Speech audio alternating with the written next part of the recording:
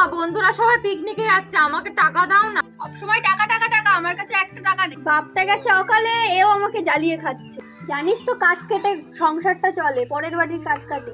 তাও যদি তুই এত টাকা চাস, আমি কি করে দেবো বল?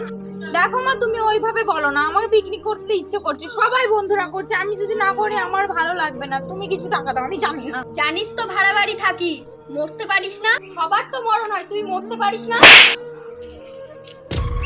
দাঁড়া, আজকে এর মায়ের মজাটা আমি দেখাবো। অনেকদিন থেকে লক্ষ্য করছি মেয়েটাকে প্রায় প্রত্যেকটা দিন মারে, আজকে এর মজাটা আমি দেখাবো। এই যে ম্যাডাম, আপনার সঙ্গে কিছু কথা ছিল। বলেন, কি বলবেন আপনি? এতক্ষণ মেয়ে জ্বালাচ্ছিল, এখন আপনি আসলেন। আপনার এই মেয়েকে আমি কিনতে চাই, আপনি কত টাকা হলে বলুন, আপনার মেয়েটাকে আমাকে দেবেন। মানে আপনি কি বলতে চান? মা, ওর কথা তুমি কিন্তু একদম শুনবে না।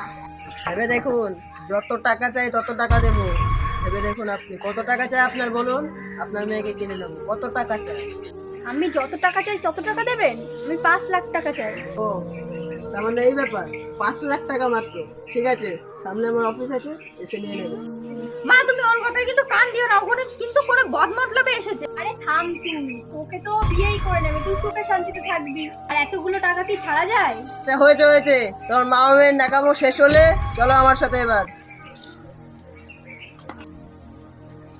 এই দেখো, এটাই আমার ঘর, বসো।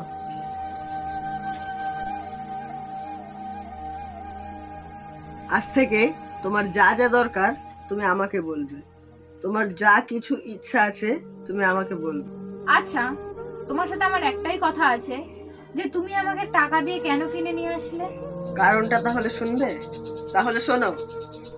আমি রোজ অফিসে যাওয়ার পথে দেখতাম কি তোমার মা হয় তোমাকে মারছে, নাই তোমাকে কথা শোনাচ্ছে, এরকম রোজই দেখতে পেতাম।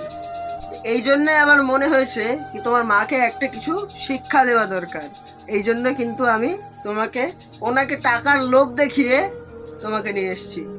তোমাকে আমি মুক্তি দিতে চেয়েছি, আর তোমাকে আমি মনে মনে ভালোবাসতাম, কিন্তু কখনো ওই ঝগড়া অশান্তির মধ্যে যাবার সাহস হয়নি, আর বলে ওঠার মতো ক্ষমতা আমার হয়নি।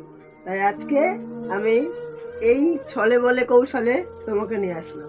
যদি তোমার ইচ্ছে হয় তাহলে আমাকে বিয়ে করো, আমি তোমায় জোর করবো না। তোমার মতো এত ভালো মানুষ পেয়ে আমি কি কখনো ফিরে যেতে পারি? আমি তোমার সাথেই সারা জীবন থাকতে চাই। আর হ্যাঁ, আমি জানো তো ভেবেছিলাম যে তুমি আমাকে কিনে নিয়ে আসলে অন্য ছেলেদের মতো অন্য ছেলে ব্যবহার করে ছেড়ে দেয়, আমি তো সেটাই ভেবেছিলাম, কিন্তু তুমি যে এত ভালো আমি সেটা বুঝতে পারিনি। তো বন্ধুরা, গল্পটা কেমন লাগলো অবশ্যই কমেন্ট করে জানাবেন, এবং লাইক কমেন্ট শেয়ার অবশ্যই করবেন। আর এরকম ভিডিও পেতে আমাদের চ্যানেলটিকে ফলো করে রাখুন। দেখা হচ্ছে নেক্সট ভিডিওতে, ততক্ষণের জন্য বাই।